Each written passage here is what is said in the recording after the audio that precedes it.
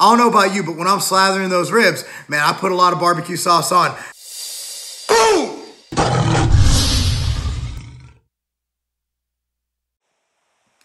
Boom! What's up, everyone? Mark Lobliner, TigerFitness.com, CEO, MTS Nutrition. I was actually reading an article in our own website, on our own magazine. That's TigerFitness.com. Click on the link in the description box below. The title of the article was 4 Crazy Ways to Keep Weight Off.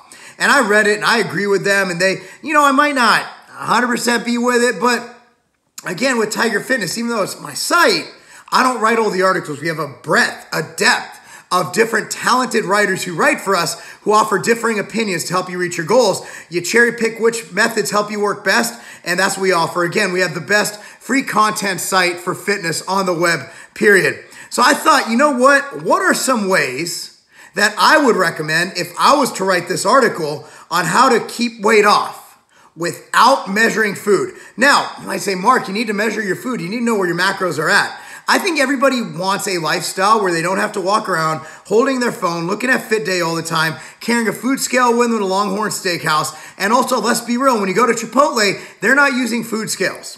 At the end of the day, they're within maybe 30 to 40% of what it says on their menu. So when you eat out, when you go online and get those macros, 99% of the time, they are way off. I'm not talking 10%, I'm talking 50%, 60% off. So my goal is, how do we keep weight off without measuring food? And it's pretty simple. One is stick to whole natural foods. It is really hard to overeat on even chicken breast and potatoes. When you add in the fun stuff, when you add in the chocolate cake, you add in the processed carbohydrate, you munch on pretzels or Doritos or Fritos or Cheetos or whatever your poison is, you snack on them Little Debbie snack cakes. Once you get away from whole natural foods, you get into processed foods, not only does your body not processed foods the same, and it elicits a reaction where you do want to eat more food rather than satiate you, but there's more calories per ounce, meaning it is more calorically dense. So you are able to eat much more food. That's why number 1 would be to stick to whole natural foods for the most part. Now, it's a lifestyle, so if you feel like having that Little Debbie oatmeal cream pie, you go ahead and cream pie the shit out of that bitch. Because at the end of the day, that's going to leave you to not desire too many treats because you're giving yourself treats.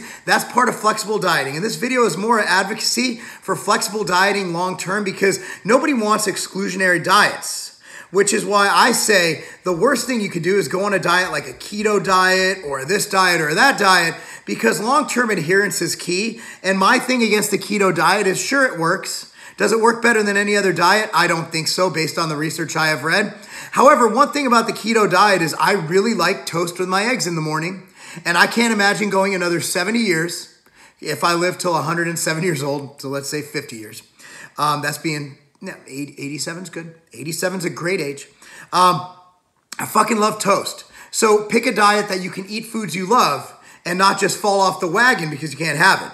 Another thing is keep extra calories to the minimum.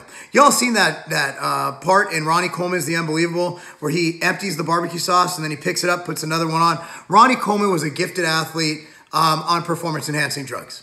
He weighed 300 pounds. He can afford the extra barbecue sauce carbs.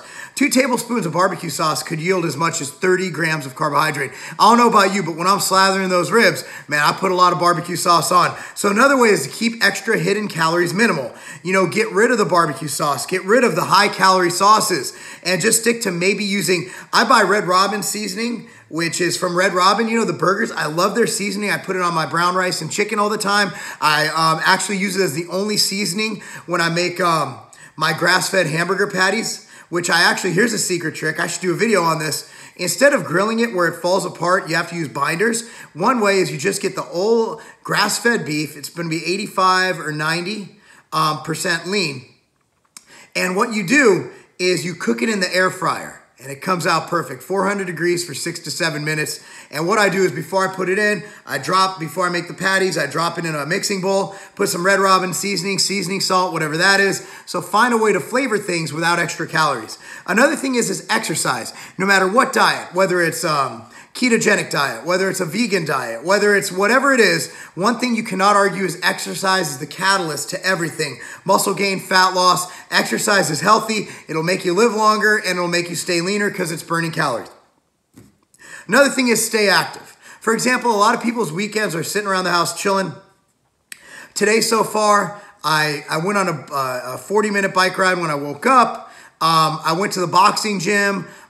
Did about an hour and a half of boxing training. After I'm done filming this video, I'm going to go outside, go for a walk with my dog and my kids. After that, Thomas has a soccer game. Stay active, stay active, stay active, stay active. Stay off of escalators, stay off of moving walkways, stay off of elevators. When possible, park farther away from the store. Stay active, stay active, stay active. Burn more calories and reduce your risk of gaining the weight back. Anyway, guys, that's my opinion. Again, the article down below has 4 crazy ways to keep weight off, but those are my 4 ways. Let me know what you think. Comment down below. I'm Mark Lobliner, TigerFitness.com, and that's not a game.